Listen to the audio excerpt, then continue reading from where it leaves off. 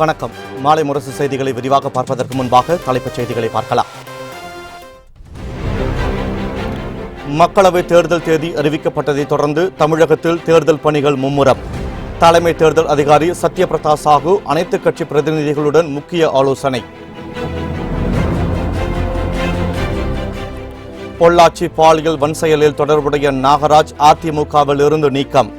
கட்சிக்கு களங்கம் ஏற்படுத்தும் வகையில் நடந்து கொண்டதால் ஓ பன்னீர்செல்வம், எடப்பாடி பழனிசாமி அதிரடி நடவடிக்கை. 20 மக்களவை தொகுதிகளில் போட்டியிட விருப்ப மனு அளித்தவர்களிடம் அதிமுக தலைமையகத்தில் நேர்காணல். 18 வயதிலிருந்தே கட்சிக்காக உழைப்பதால் சீட் கேட்டிருப்பதாக துணை முதலமைச்சரின் மகன் ரவீந்திரநாத் பேட்டி. நோன்பு காலத்தில் தேர்தல் நடத்தப்பட்டால் வாக்குப்பதிவு குறையும் என அரசியல் கட்சி தலைவர்கள் கருத்து. ரமலான் மாதம் முழுவதும் தேர்தல் நடத்தாமல் இருக்க முடியாது என தேர்தல் ஆணையம் கருத்து. காஷ்மீரில் 2019ஆம் ஆண்டில் மட்டும் 44 தீவிரவாதிகள் கொல்லப்பட்டதாக ராணுவ கமாண்டர் துல்லான் தகவல். புல்வாமா தாக்குதலுக்கு மூளையாக செயல்பட்ட தீவிரவாதியையும் சுட்டுக் கொண்டுள்ளதாக பேட்டி.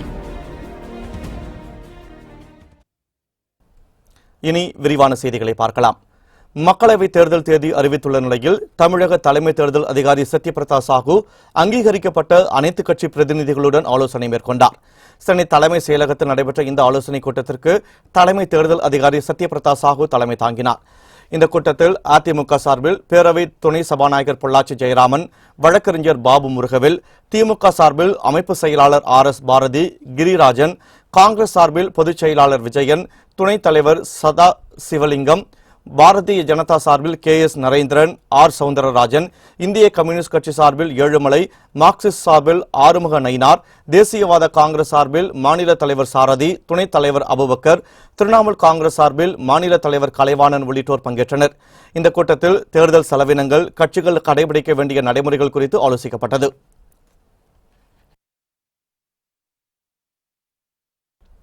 ரமலான் மாதம் என்பதற்காக அந்த மாதம் முழுவதும் தேர்தல் நடத்தாமல் இருக்க முடியாது என தேர்தல் ஆணையம் தெரிவித்துள்ளது.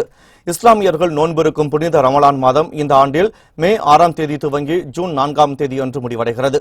மக்களவைத் தேர்தலின் கடைசி 3 கட்ட வாக்குப்பதிவு மே 6, 12, 19 ஆகிய நாட்களில் வருகிறது. உத்தரப்பிரதேசம், டெல்லி, ஹரியானா, மத்திய பிரதேசம், பீகார், மேற்கு வங்கம் ஆகிய மாநிலங்களில் இந்த கடைசி 3 கட்ட வாக்குப்பதிவு நடைபெறவுள்ளது. இஸ்லாமியர்கள் புனித நோன்பிருக்கும் காலகட்டத்தில் தேர்தல் வைத்துள்ளதால் வாக்குப்பதிவு பாதிக்கப்படும் என டெல்லி முதலமைச்சர் அரவிந்த் கெஜ்ரிவால், மேற்கு வங்க முதலமைச்சர் மமதா பானர்ஜி உள்ளிட்ட தலைவர்கள் கருத்து தெரிவித்துள்ளனர். அதே நேரத்தில் ஹைதராபாத் நாடாளுமன்ற உறுப்பினர் அசாதுதீன் ஓவைசி ரமலான் மாதத்தில் தேர்தல் வருவதால் வாக்குப்பதிவு சதவிகிதம் அதிகரிக்கவே வாய்ப்புள்ளதாக தெரிவித்துள்ளார்.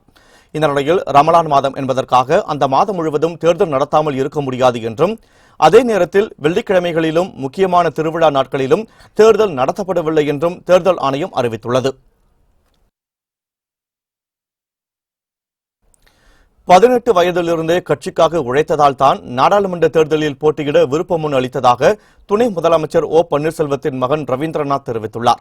கோவை, மதுரை, தேனி, திருநெல்வேலி, கன்னியாகுமரி உள்ளிட்ட 20 தொகுதிகளில் அதிமுக சார்பில் தேர்தலில் போட்டியிட விருப்ப மனு அளித்தவர்களுக்கு சென்னை ராயப்பேட்டையில் உள்ள அதிமுக தலைமையகத்தில் நேர்காணல் நடைபெற்றது. கட்சியின் ஒருங்கிணைப்பாளர் ஓ பன்னீர்செல்வம், இணை ஒருங்கிணைப்பாளர் எடப்பாடி பழனிசாமி, துணை ஒருங்கிணைப்பாளர் KP முனுசாமி, முன்னாள் அமைச்சர் வளர்மதி ஆகியோர் விருப்ப மனு அளித்தவர்களிடம் நேர்காணல் நடத்தினர்.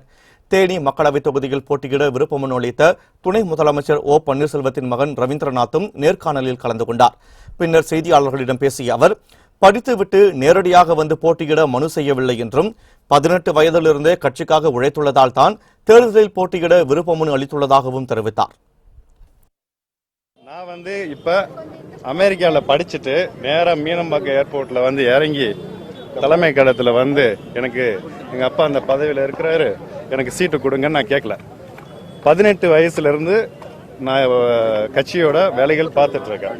நான் இவ்வளவு வேலைகள் செஞ்சிருக்கேன் அப்படிங்கிற உரிமையா பொதுவா மக்கள் சேவை செய்யணும், நான் வளர்ந்த பகுதியை முன்னேறணும் அப்படின்னு எனக்கு ஒரு தாட்டு. அதுக்காக நான் சீட்டு கேட்கிறேன். மக்களவைத் தேர்தலுடன் திருப்பரங்குன்றம், ஒட்டப்பிடாரம், அரவக்குறிச்சி ஆகிய 3 தொகுதிகளுக்கும் இடைத்தேர்தலை நடத்த வேண்டுமென திமுக வலியுறுத்தியுள்ளது. தமிழகத்தில் தேர்தல் தேதி அறிவிக்கப்பட்டுள்ள நிலையில் தமிழக தலைமை தேர்தல் ஆணையம் சார்பில் அனைத்துக் கட்சி ஆலோசனைக் கூட்டம் சென்னையில் நடைபெற்றது. கூட்டத்தில் கலந்து கொண்ட திமுக மக்களவைத் தேர்தலுடன் திருப்பரங்குன்றம், ஒட்டப்பிடாரம், அரவக்குறிச்சி ஆகிய 3 தொகுதிகளுக்கும் இடைத்தேர்தலை நடத்த வேண்டுமென வலியுறுத்தியது. இதனிடையில் திருப்பரங்குன்றம் சட்டப்பேரவைத் தேர்தல் தொடர்பான தனது வழக்கை திரும்பப் பெறுவதாக திமுகவை சேர்ந்த சரவணன் தெரிவித்துள்ளார். திருப்பரங்குன்றம் தொகுதியில் நடைபெற்ற இடைத்தேர்தலில் அதிமுகவை சேர்ந்த கே போஸின் வேட்புமனுவில் மறைந்த முதலமைச்சர் ஜெயலலிதா சுய நினைவில்லாத போது கைரேகை வைத்ததாகவும், இதனால் கே போஸின் வெற்றி செல்லாது என்றும் திமுக வேட்பாளர் சரவணன் சென்னை உயர்நீதிமன்றத்தில் வழக்கு தொடர்ந்திருந்தார். இந்த வழக்கை காரணம் காட்டிய திருப்பரங்குன்றம் இடைத்தேர்தலை நடத்த முடியாது என தேர்தல் ஆணையம் அறிவித்துள்ளது. இந்த நிலையில் மனுதாரர் சரவணன் தனது வழக்கை திரும்பப் பெறுவதாக கூறியுள்ளார். மனுவை திரும்பப் பெறுவது தொடர்பாக தனது வழக்கறிஞருடன் நீதிமன்றத்தில் கடிதம் அளித்து விட்டார் என்றும் சரவணன் கூறியுள்ளார். திருப்பரங்குன்றம், அரவக்குறிச்சி, ஒட்டப்பிடாரம் ஆகிய 3 சட்டமன்ற தொகுதிகளுக்கும் இடைத்தேர்தல் நடத்த வேண்டுமென திமுக மாவட்ட செயலாளர்கள் கூட்டத்தில் தீர்மானம் நிறைவேற்றப்பட்டுள்ளது. சென்னை அண்ணா அறிவாலயத்தில் இன்று காலை 10 மணிக்கு திமுக தலைவர் மு.க.ஸ்டாலின் தலைமையில் மாவட்ட செயலாளர்கள் கூட்டம் நடைபெற்றது. இதில் அந்த கட்சியின் நாடாளுமன்ற, சட்டப்பேரவை உறுப்பினர்கள் பங்கேற்றனர். மக்களவைத் தேர்தலையொட்டி கூட்டணி கட்சிகளுடன் ஒருங்கிணைந்து செயல்படுவது தொடர்பாக இந்த கூட்டத்தில் ஆலோசிக்கப்பட்டது. 18 தொகுதிகளுக்கான இடைத்தேர்தலில் வெற்றி பெறுவதற்கான வியூகம் குறித்தும் இந்த கூட்டத்தில் விவாதிக்கப்பட்டது. திருப்பரங்குன்றம், அரவக்குறிச்சி, ஒட்டப்பிடாரம் ஆகிய 3 தொகுதிகளுக்கும் இடைத்தேர்தல் நடத்த வேண்டுமெனவும் கூட்டத்தில் தீர்மானம் நிறைவேற்றப்பட்டுள்ளது. மேலும் 3 தொகுதிகளிலும் தேர்தல் நடத்தப்படாததற்கு கூறும் காரணங்கள் அடிப்படை ஆதாரமற்றது என விளக்கமளித்துள்ள திமுக, தேர்தல் நடத்த ஆணையம் முன்வராவிட்டால் நீதிமன்றம் மூலம் தீர்வு காணப்படும் என்றும் தெரிவித்துள்ளது.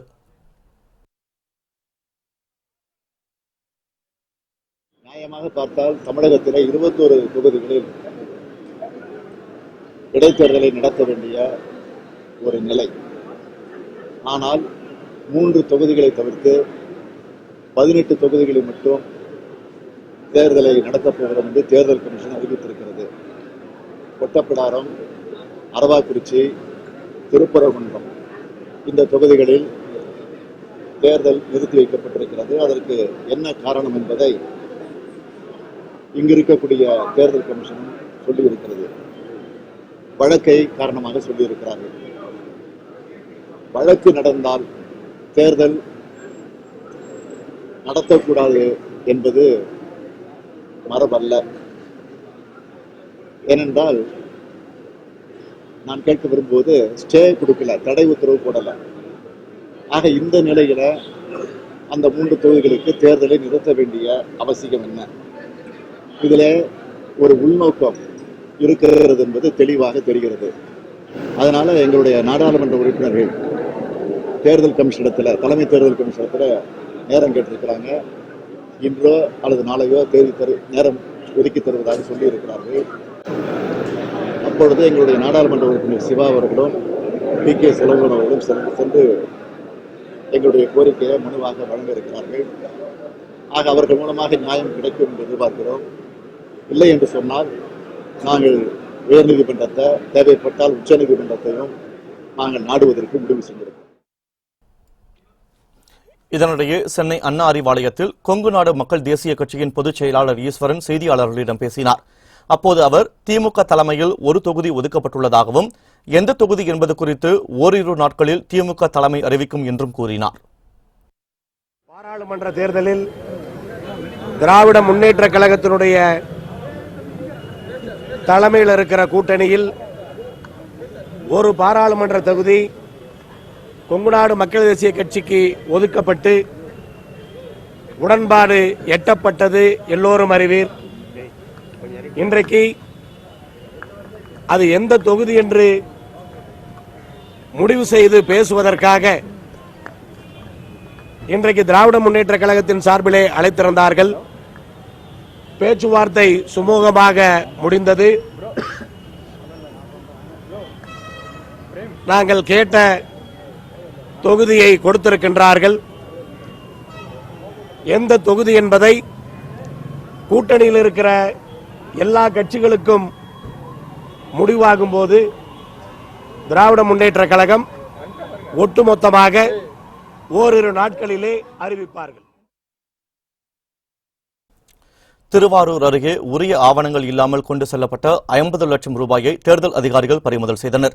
மக்களவைத் தேர்தல் நடைமுறைகள் அமலுக்கு வந்துள்ளதை அடுத்து திருவாரூர் அருகே கானூர் சோதனைச் சாவடியில் காவல்துறையினர் நடத்திய வாகன சோதனையில் 50 லட்சம் ரூபாய் பறிமுதல் செய்யப்பட்டது. காரில் 50 லட்சம் ரூபாயை எடுத்து வந்த ஷாகுல் ஹமீத் என்பவரிடம் விசாரணை நடத்தப்பட்டு வருகிறது. உரிய ஆவணங்கள் இன்றி பணம் எடுத்து செல்லப்பட்டதால் பணத்தை பறிமுதல் செய்ததாக காவல்துறையினர் தெரிவித்தனர். மேலும் திருவாரூர் முழுவதும் 24 சோதனைச் சாவடிகள் அமைக்கப்பட்டு தீவிரமாக கண்காணிக்கப்பட்டு வருவதாகவும் அவர்கள் தெரிவித்தனர். மக்களவைத் தேர்தல் நடத்தை விதிகள் அமலுக்கு வந்துள்ள நிலையில் தமிழகம் முழுவதும் சுவர் விளம்பரங்கள், பேனர்களை அகற்றும் பணி தீவிரமாக நடைபெற்று வருகிறது. தமிழகத்தில் மக்களவைத் தேர்தல் ஏப்ரல் 18ஆம் தேதி ஒரே கட்டமாக நடத்தப்படும் என தேர்தல் ஆணையம் அறிவித்துள்ளது. இதையடுத்து தேர்தல் நடத்தை விதிமுறைகள் உடனடியாக அமலுக்கு வந்துள்ளன. இந்த நிலையில் தமிழகம் முழுவதும் உள்ள சுவர் விளம்பரங்கள், கட்சி பேனர்களை அகற்றும் பணியில் மாநகராட்சி, நகராட்சி ஊழியர்கள் ஈடுபட்டு வருகின்றனர். அதேபோன்று அரசியல் தலைவர்களின் சிலைகளையும் மூடி வருகின்றனர். அதன்படி சேலம் மாவட்டம் அண்ணா பூங்காவில் அமைக்கப்பட்டுள்ள மறைந்த முதலமைச்சர் எம்ஜிஆர் மற்றும் ஜெயலலிதாவின் சிலைகளை மாநகராட்சி, நகராட்சி ஊழியர்கள் துணிகளை கொண்டு மூடினர். மேலும் சேலம் மாவட்டத்தில் உள்ள அனைத்து சுவர் விளம்பரங்களையும் அழிக்கும் பணியும் தீவிரமாக நடைபெற்று வருகிறது.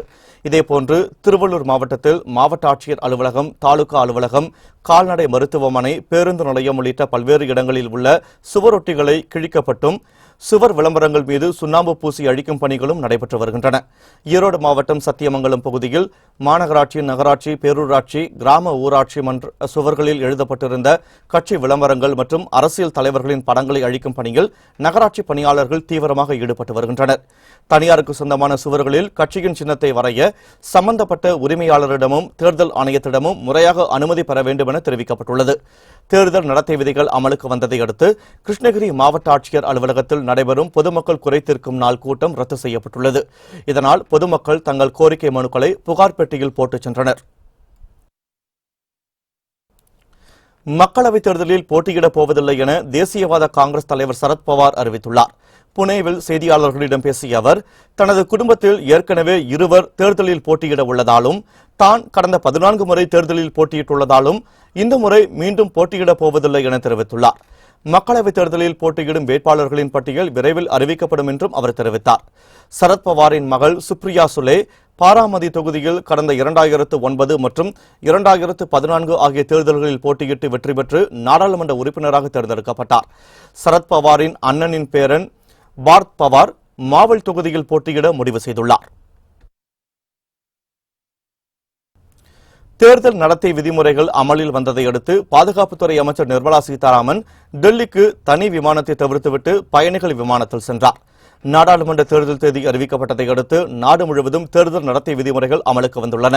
அதன்படி மத்திய, மாநில அமைச்சர்கள் அரசு வாகனங்களை பயன்படுத்தக்கூடாது என்றும் உத்தரவு பிறப்பிக்கப்பட்டுள்ளது. இந்த நிலையில் பாதுகாப்புத்துறை அமைச்சர் நிர்மலா சீதாராமன் நேற்று காலை டெல்லியிலிருந்து விமானப்படை விமானம் மூலம் சென்னை வந்தார். இதையடுத்து இரவு 7 மணி அளவில் அதே விமானத்தில் மீண்டும் செல்வதாக இருந்தது. ஆனால் தேர்தல் தேதி அறிவிக்கப்பட்டதை அடுத்து தேர்தல் நடத்தை விதிமுறைகள் உடனடியாக அமலுக்கு வந்ததால் அந்த விமானத்தில் பயணிப்பதை தவிர்த்த நிர்மலா சீதாராமன் இரவு 8:40 மணிக்கு தனியார் பயணிகள் விமானத்தில் டெல்லி புறப்பட்டு சென்றார். இந்த நிலையில் விமான நிலையத்திற்கு அரசு வாகனத்தில் வராமல் தனது கட்சி பிரமுகரின் காரில் வந்ததாக தகவல் வெளியாகியுள்ளது. தேர்தல் பிரச்சார கூட்டத்தில் பங்கேற்க காங்கிரஸ் தலைவர் ராகுல் காந்தி நாளை மறுநாள் தமிழகம் வருகிறார். தமிழகத்தில் மக்களவைத் தேர்தலுக்காக திமுக, காங்கிரஸ் கூட்டணி அமைத்துள்ளது. இதற்கான பிரச்சாரக் கூட்டம் வரும் 13ஆம் தேதி கன்னியாகுமரியில் துவங்குகிறது. இந்த பிரச்சாரக் கூட்டத்தில் காங்கிரஸ் தலைவர் ராகுல் காந்தி பங்கேற்கிறார். இதற்காக நாளை மறுநாள் டெல்லியிலிருந்து விமானம் மூலம் சென்னைக்கு வருகிறார். காலை 11:20 மணி முதல் பகல் 2:20 மணி வரை ராகுல் காந்தி சென்னையில் தங்கியிருக்கிறார். அப்போது திமுக தலைவர் மு க ஸ்டாலின், காங்கிரஸ் நிர்வாகிகள் உள்ளிட்டோரை சந்தித்து ஆலோசனை நடத்துவார் என எதிர்பார்க்கப்படுகிறது. இதையடுத்து பிற்பகல் 2:20 மணிக்கு தனி விமானம் மூலம் கன்னியாகுமரி புறப்பட்டு செல்லும் ராகுல் காந்தி மாலையில் அங்கு நடைபெறும் பிரச்சாரக் கூட்டத்தில் பங்கேற்று உரையாற்றுகிறார்.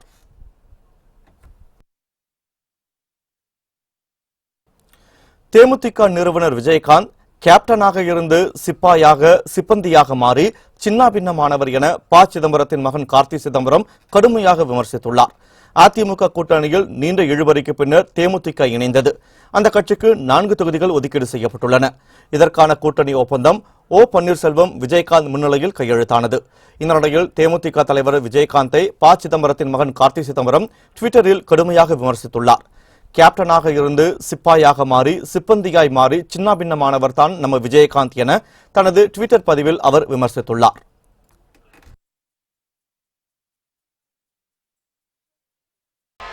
செய்திகள் தொடர்கின்றன. சென்னையில் 3754 வாக்குச்சாவடிகள் உள்ளதாகவும் இதில் ஒரு தொகுதிக்கு 3 பறக்கும் படை அமைக்கப்பட்டு 24 மணி நேரமும் கண்காணிப்பு பணியில் ஈடுபடுத்தப்படுவார்கள் என்றும் மாவட்ட தேர்தல் அதிகாரி பிரகாஷ் தெரிவித்துள்ளார். மக்களவைத் தேர்தல் மற்றும் இடைத்தேர்தல் ஏற்பாடுகள் மற்றும் விதிமுறைகள் அமல்படுத்துவது தொடர்பாக சென்னை மாநகராட்சி அலுவலகத்தில் ஆலோசனைக் கூட்டம் நடைபெற்றது. இதில் காவல்துறை அதிகாரிகள், தேர்தல் நடத்தும் அதிகாரிகள், சிறப்பு பறக்கும் படையினர் மற்றும் அனைத்துக் கட்சி பிரதிநிதிகள் உள்ளிட்டோர் கலந்து கொண்டனர். கூட்டத்திற்கு பின் மாவட்ட தேர்தல் அதிகாரி பிரகாஷ் செய்தியாளர்களை சந்தித்தார். அப்போது அவர் 24,000 பேர் தேர்தல் பணி அதிகாரிகளாக நியமிக்கப்பட்டுள்ளதாக கூறினார். இந்த பறக்கும் படை, ஃப்ளையிங் ஸ்குவாட்னு சொல்லப்படக்கூடிய பறக்கும் படை ஒரு சட்டமன்ற தொகுதிக்கு 24/7 ஷிஃப்டில் வந்து 3 பறக்கும் படை அமைச்சிருக்கிறோம். 8 ஹவர்ஸ் ஷிஃப்ட்டு. ஒரு டீம் டியூட்டி முடிச்சோடனே அடுத்த டீம் வந்துடுவாங்க. அடுத்த டீம் டியூட்டி முடிச்சோடனே தேர்ட் ஷிஃப்ட். 24 ஹவர்ஸ் வந்து அந்த ஸ்குவாட் வந்து இருந்துகிட்டே இருப்பாங்க. இதே மாதிரி ஸ்டாட்டிக் சர்விலன்ஸ் டீம்னு சொல்லப்படக்கூடிய ஒரே இடத்துல இருந்து வாட்ச் பண்ணக்கூடிய ஒரு டீம், அதுவும் ஒரு சட்டமன்ற தொகுதிக்கு உண்டான அளவில் 3 டீம். ஒரு அசம்பிளி செக்மெண்ட்ல 3 டீம் இருக்கும். இதைத் தொடர்ந்து செய்தியாளர்களிடம் பேசிய சென்னை பெருநகர காவல் ஆணையர் ஏ.கே. விஸ்வநாதன், காவல்துறையை பொறுத்தவரை அனைத்து பாதுகாப்பு ஏற்பாடுகளும் செய்யப்பட்டு வருவதாக குறிப்பிட்டார். பதற்றமான மற்றும் மிக பதற்றமான வாக்குச்சாவடிகள் கண்டறியப்பட்டு உரிய பாதுகாப்பு ஏற்பாடுகள் செய்யப்படும் எனவும் அவர் குறிப்பிட்டார். காவல்துறை ஏற்பாடுகளை பொறுத்தவரைக்கும் எல்லாம் முழுமையாக இருக்குது. சென்னை பெருநகரத்துக்கு 4 கம்பெனி சென்ட்ரல் பேராமிலிட்டரி ஃபோர்ஸ் கொடுத்துருக்காங்க. 4 ஜோன், 4 ஜாயிண்ட் கமிஷனருக்கு ஒவ்வொருத்தருக்கும் ஒரு கம்பெனி பேராமிலிட்டரி ஃபோர்ஸ் கொடுத்து ஏரியா டாமினேஷனுக்காக பயன்படுத்துகிறோம். சென்னை பெருநகரத்தில் இருக்கிற மொத்த காவல் அதிகாரிகளும் காவல் ஆளுநர்களும் இதற்காக பயன்படுத்தப்பட்டிருக்கிறார்கள். இதில் வந்து குறைபாடு அப்படிங்கிறது இல்லை, போதுமான அளவு காவல்துறையினர் இருக்கிறாங்க.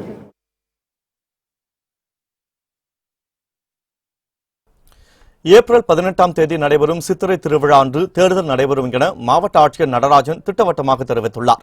மதுரை மாவட்ட ஆட்சியர் அலுவலகத்தில் ஏப்ரல் 18ஆம் தேதி நடைபெறும் தேர்தல் தொடர்பான ஆலோசனைக் கூட்டத்திற்கு ஆட்சியர் நடராஜன் தலைமையேற்றார். இதில் மாவட்ட காவல் கண்காணிப்பாளர், மாநகராட்சி ஆணையர் மற்றும் அனைத்துக் கட்சியினர் பங்கேற்றனர்.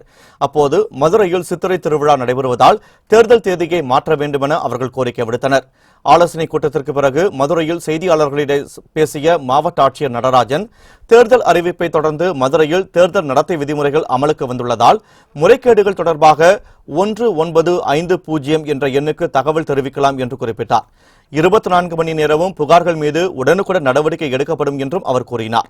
மதுரையில் ஏப்ரல் 18ஆம் தேதி தேரோட்டம் நடைபெறுவதால் வாக்குப்பதிவு நேரத்தை அதிகரிக்க தயார் என்றும் மதுரை சித்திரை திருவிழா தொடர்பாக தேர்தல் ஆணையத்திடம் தெரிவிப்போம் என்றும் ஆட்சியர் குறிப்பிட்டார்.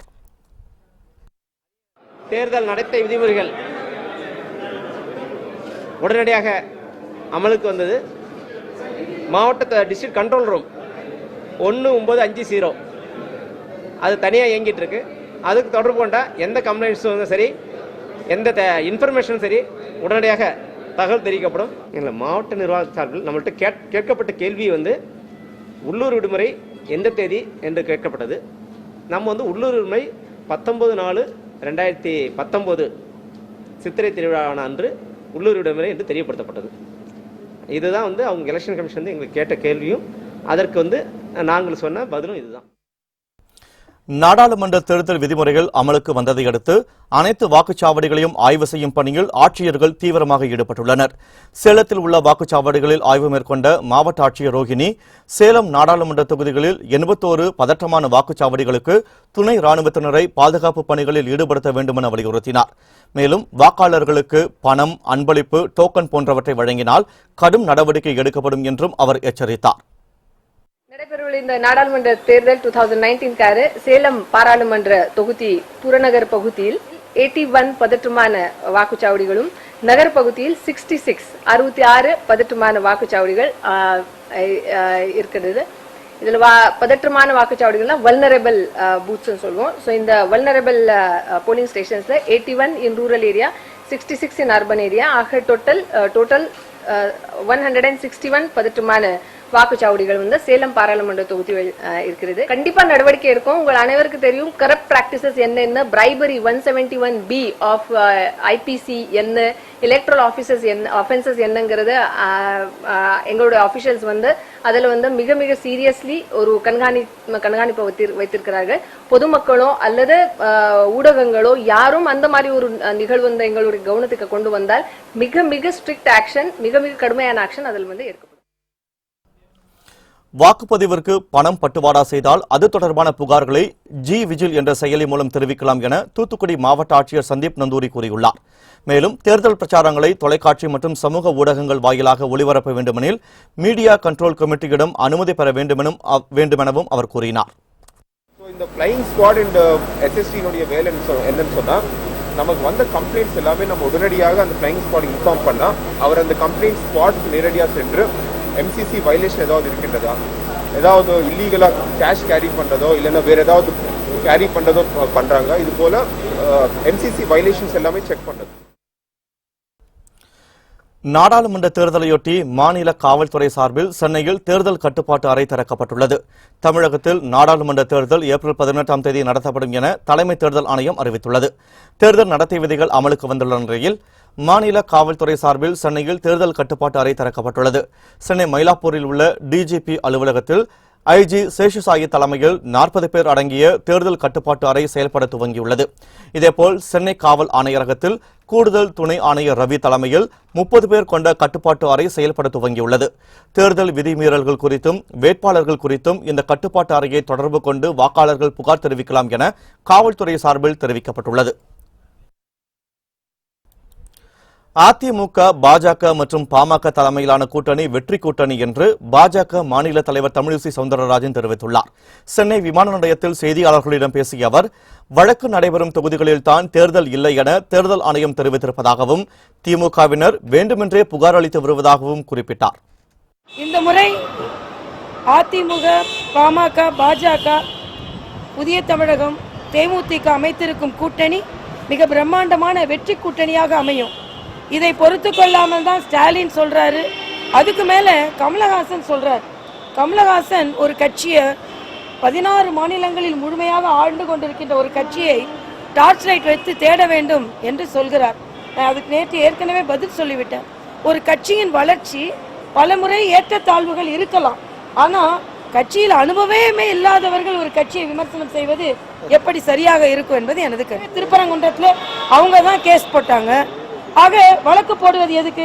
நியாயம் கிடைக்க வேண்டும் என்பதற்காக. அப்போ வழக்கு நடந்து கொண்டிருக்கும் பொழுது அதில் உள்ள தீர்ப்பு மாற்றி வந்தா என்ன செய்வாங்க?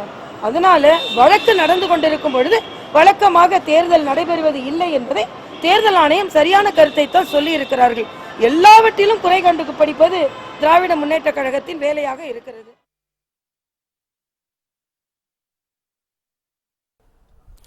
தமது அறையில் கண்காணிப்பு கேமரா பொருத்த உத்தரவிட்டும் செயல்படுத்தாதது ஏன் என சென்னை உயர்நீதிமன்ற பதிவாளருக்கு நீதிபதி எஸ்.எம். சுப்பிரமணியம் கேள்வி எழுப்பியுள்ளார். ஐஜி முருகன் மீதான பாலியல் புகார் வழக்கை விசாரித்த நீதிபதி எஸ்.எம். சுப்பிரமணியம் தனது அறையில் கண்காணிப்பு கேமரா பொருத்த பதிவாளருக்கு உத்தரவிட்டிருந்தார். இந்த நிலையில் 4 வாரங்கள் கடந்தும் கண்காணிப்பு கேமரா பொருத்தாதது குறித்து பதிவாளரை அழைத்து விளக்கம் கேட்ட அவர், உயர்நீதிமன்றத்தில் நிதி இல்லாவிட்டால் செலவை தானே ஏற்றுக்கொள்வதாகவும் கூறினார். நீதிமன்றங்களில் கண்காணிப்பு கேமரா பொருத்த வேண்டும் என்ற உச்சநீதிமன்ற உத்தரவை சுட்டிக்காட்டிய அவர், தனது விசாரணைகள் அனைத்தையும் இணையதளம் மூலம் ஒளிபரப்ப உள்ளதாகவும் குறிப்பிட்டார். நீதிபதிகள் அறையில் உள்கட்டமைப்பு வசதிகள் ஏற்படுத்த இதுவரை எவ்வளவு செலவிடப்பட்டுள்ளது, எவ்வளவு நிதி ஒதுக்கப்பட்டுள்ளது என்பது குறித்தும் பதிலளிக்க நீதிபதி சுப்பிரமணியம் உத்தரவிட்டுள்ளார்.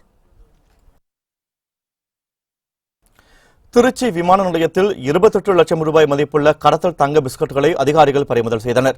சிங்கப்பூரிலிருந்து திருச்சி வந்த ஏர் இண்டியா விமான பயணிகளிடம் மத்திய வான் நுண்ணறிவு பிரிவு அதிகாரிகள் சோதனையில் ஈடுபட்டனர்.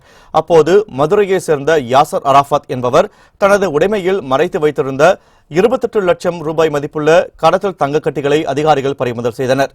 இதுகுறித்து வழக்கு பதிவு செய்து அவரிடம் தீவிர விசாரணை மேற்கொண்டு வருகின்றனர். ராமநாதபுரம், தொண்டி மற்றும் மண்டபம் ஆகிய பகுதிகளில் செயல்படும் மத்திய சுங்கத்துறை அலுவலகங்களில் சுற்றுச்சூழல் பாதிப்பு ஏற்படாத வகையில் சோலார் மின் வசதி செய்யப்பட்டுள்ளது. இதனை சுங்கத்துறை ஆணையர் ரஞ்சன்குமார் துவக்கி வைத்தார். பின்னர் செய்தியாளர்களிடம் பேசிய அவர், கடந்த 1 ஆண்டாக கடலோர பகுதிகள் வழியாக கடத்திய 21 கோடி ரூபாய் மதிப்பிலான தங்கம் மற்றும் கடத்தல் பொருட்களை பறிமுதல் செய்துள்ளதாக குறிப்பிட்டார். புத்தம் புதிய செய்திகள் அவ்வப்போது முழுமையாக மாலை முரசு தொலைக்காட்சி வழங்கும். இணைந்திருங்கள் மாலை முரசு தொலைக்காட்சியுடன். வணக்கம்.